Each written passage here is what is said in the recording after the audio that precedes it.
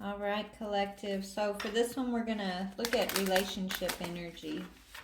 Take it if it fits, leave it if it doesn't. This may be your situation, or it could be past or present situation. Use your discernment. All right, Spirit. Let's see. Catfish. Why are people always playing? You know what I'm saying? Somebody's not really who they say they are. They could be trying to catfish you, telling you they're your soulmate and you're just so hot. But for some reason, you are not letting your boundaries down. Not for some reason, because you sense this. You sense someone's trying to catfish you. Someone's saying, you're my soulmate. You're so hot. I'm so just, I don't know. They're trying too hard. Whoever this is, they're trying too hard. And your boundaries are up. Okay, yeah, you're like, I get a toxic scent from you. You got this toxic vibe. So maybe, you know better. This ain't your first rodeo or something. Yeah, you just think it's funny, right? You think it's funny. You could be playing into it a little bit, even letting them think that you think that they're legit, but you know better. Yeah, someone from your family could have sent this person towards you. They thought they were going to get some sort of last laugh by sending this person towards you to catfish you, act like your soulmate. But really, you're getting the last laugh about this situation, is what Spirit's saying. Okay, I'm being drawn to what's the tea. So this catfish soulmate, okay. Tell me about this catfish soulmate person that you got your boundaries up to. Yeah, oh, wow. This is someone coming back in saying, I want you.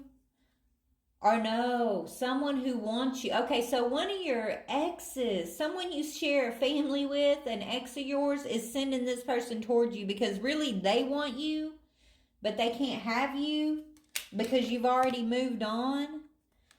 And they want the inside scoop on you. So someone who doesn't have access to you, okay, is sending someone in to catfish you.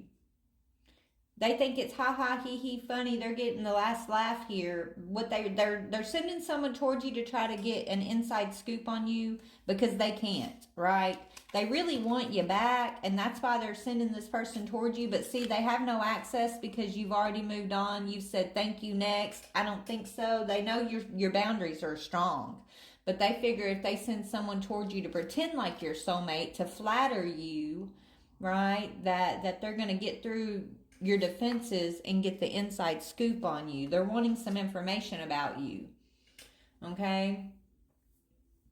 So the person who wants you back, maybe someone you already share a family with here, is the culprit. They're the ones sending this person towards you, thinking they're going to break through your boundaries.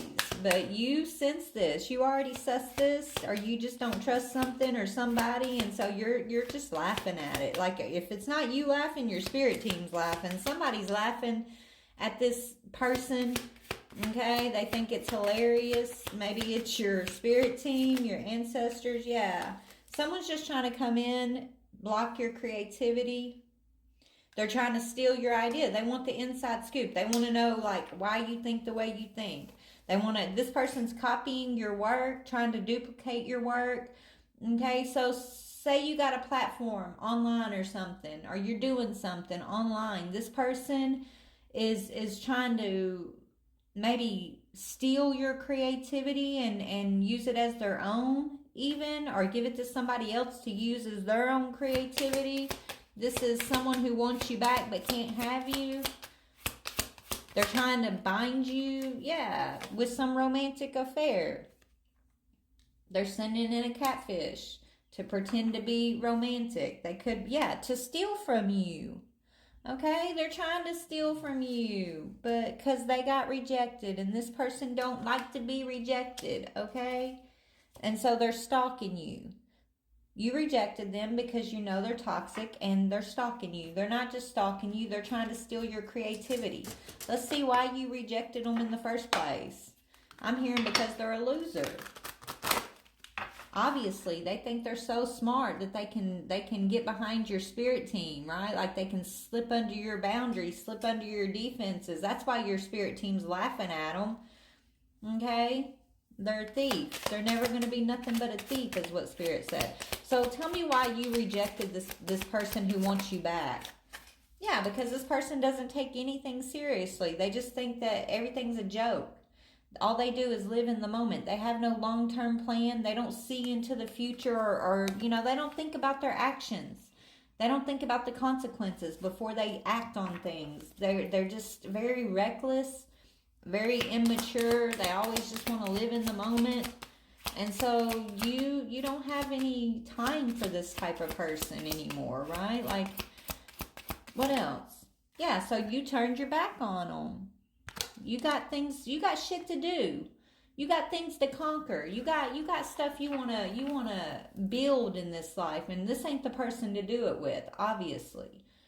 So you turned your back. What do they want? The inside scoop. They want to know what's going on in your life, romance. They want the inside scoop on your romances, on your creativity. And so there was a time where they didn't have the inside scoop. So they thought, well, the way that they can stalk you or fix the situation or have control over you in some way was to send someone towards you that they could control. Therefore, by controlling the person they sent towards you, if you got in a relationship with that person, they could then control you. Right? This is diabolical. This is sneaky ass shit. But this person that would go to this lengths and plan this is there. They've got issues. Okay? Obviously, this person has issues. Who does that? Who does this? This is ridiculous. This is like so diabolical. Okay? But anyway, tell me more about this person. Yeah, they're just wanting to block your pathway. And they could be a dark priest. And they want to block your pathway. Okay, this person is diabolical, literally. And they're not on your pathway, and so they're mad about it. You could be the high priestess, and they thought they were the high priest to your high priestess energy, but they're not.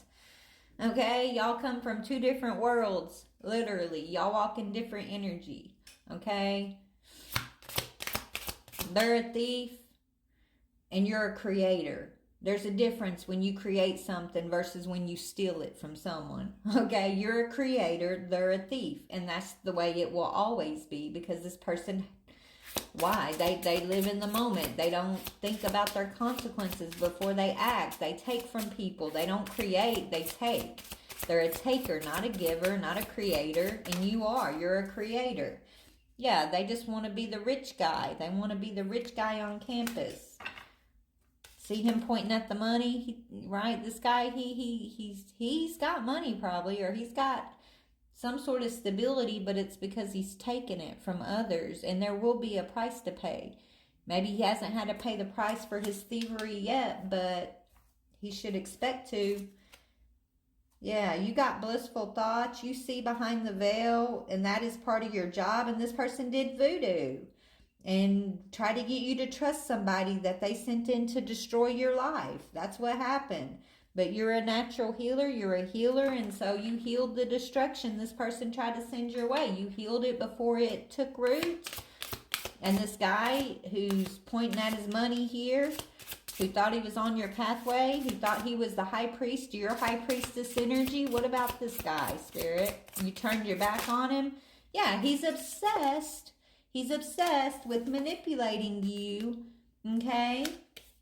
Making you feel abandoned because he feels like you abandoned him, which you did not. You just turned your back because you know what you deserve and what you don't deserve, okay? Anyways, this rich guy is obsessed with manipulating your life and having it manipulated, making you feel abandoned. But see, he failed because you're blissful. You're in your bliss. You're laughing. Your boundaries are up. Spirit team's got your back. And so this third-party situation, this diabolical plan that he thought out so meticulously is backfiring in his face, is what Spirit's saying. Yeah, you're the boss, not him. You're the boss. And you're manifesting good things. So he can't